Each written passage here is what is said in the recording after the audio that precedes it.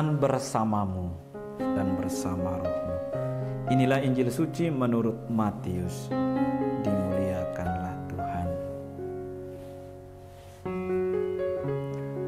Sekali peristiwa Yesus mengemukakan perumpamaan berikut kepada murid-muridnya. Hal kerajaan surga itu sama seperti seorang pemilik kebun anggur yang pagi-pagi benar keluar mencari pekerja untuk kebun anggurnya. Setelah sepakat dengan para pekerja mengenai upah 1 dinar sehari, ia menyuruh mereka ke kebun anggurnya. Kira-kira pukul 9 pagi ia keluar lagi, dan dilihatnya ada orang-orang lain menganggur di pasar. Katanya kepada mereka, "Pergilah juga kamu ke kebun anggurku, dan aku akan memberimu apa yang pantas." Lalu mereka pun pergi. Kira-kira pukul 12 dan pukul 3 sore, ia keluar lagi dan melakukan hal yang sama. Kira-kira pukul 5 sore, ia keluar lagi dan mendapati orang-orang lain pula. Lalu katanya kepada mereka, "Mengapa kamu menganggur saja di sini sepanjang hari?" Jawab mereka, "Tidak ada orang yang mengupah kami." Kata orang itu, "Pergilah juga kamu ke kebun anggurku." Ketika hari sudah malam, berkatalah pemilik kebun anggur itu kepada mandornya, "Panggillah pekerja-pekerja itu dan bayarlah upah mereka, mulai dari yang masuk terakhir sampai kepada yang masuk pertama." Lalu datanglah mereka, mulai yang bekerja kira-kira pukul 5 sore, dan mereka masing-masing menerima 1 dinar. Kemudian datanglah mereka yang masuk pertama. Mereka mengira akan mendapat lebih besar, tetapi mereka pun menerima masing-masing 1 dinar juga.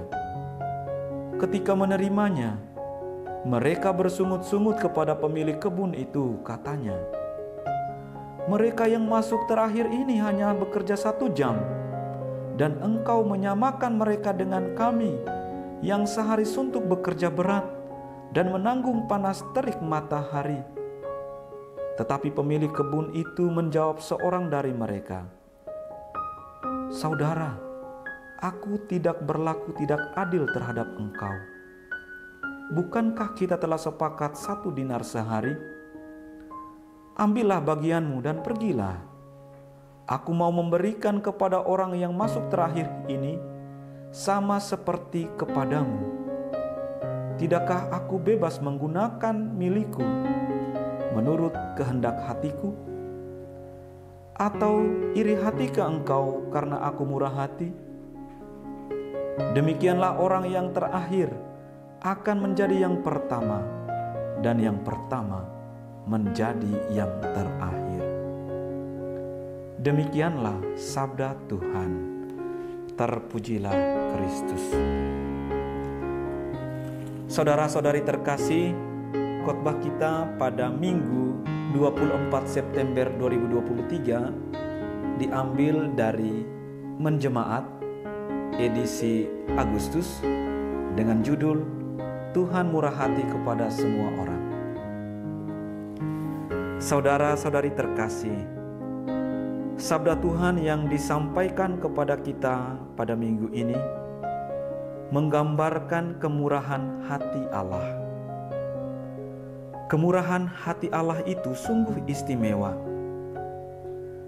Dalam perikop kitab Yesaya pada bacaan pertama minggu ini, digambarkan bahwa kemurahan hati Allah itu dalam rancangan dan jalan Allah sendiri. Allah tampil dengan jati dirinya yang suka mengasihani dan mengampuni. Rancangan dan jalan kemurahan hati Allah itu terbentang di sepanjang waktu dan menjulang seperti tingginya langit dari bumi. Lewat simbolisasi itu, melalui Yesaya, Allah menunjukkan belas kasih-Nya yang tak terbatas. Dan dengan itu Ia mengajak semua orang untuk hidup setiap waktu dalam kemurahan hati Allah dan kerajaan-Nya.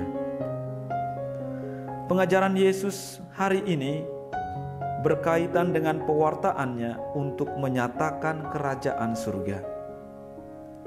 Yesus menyatakan Allah yang murah hati, dan kerajaan surga itu melalui suatu perumpamaan tentang seorang pemilik kebun anggur dan para pekerja yang dipanggilnya untuk bekerja. Saudara-saudari terkasih, dari perumpamaan itu Yesus mengajarkan bahwa belas kasih Allah itu tampak dalam sikapnya yang peduli kepada semua orang. Allah memanggil semua orang dari segala zaman untuk hidup bahagia dan sejahtera dalam kebun anggurnya. Ada yang dipanggil mulai dari pagi-pagi buta, ada mulai kira-kira pukul 9, pukul 12, pukul 3 sore, dan kira-kira pukul 5 sore. Dari itu kita melihat bahwa Allah memanggil semua orang dari segala zaman untuk bersatu dengannya dan bahagia, serta memperoleh hidup darinya sendiri melalui kebun anggurnya. Saudara-saudari terkasih, selanjutnya kemurahan hati Allah itu dinyatakan pula melalui upah yang diberikan, yakni sedinar sehari. Simbolisasi ini menunjukkan bahwa semua orang diberi Allah rahmat dan berkat hidup sepanjang hari. Dengan demikian, semua orang yang dipanggil Allah dan bersatu dengannya di kebun anggurnya akan memperoleh kehidupan setiap hari. Memang di satu hal, perumpamaan ini tidak gampang diterima oleh manusia sebagai tanda kemurahan hati Allah bila kita berpikir soal hitung-hitungan waktu dan lamanya bekerja. Tetapi tekanan pokok dari pewartaan itu adalah kemurahan hati Allah yang tidak terletak dari hitung-hitungan waktu seturut pikiran manusia.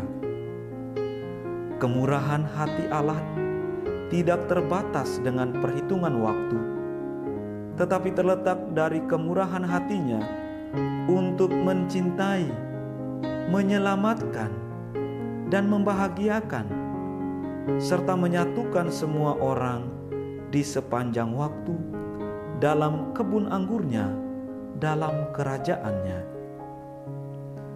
Saudara-saudari yang terkasih, melalui pewartaan tersebut kita diajak oleh Tuhan untuk selalu menyadari kemurahan hati Allah yang tak terkira dalam hidup kita.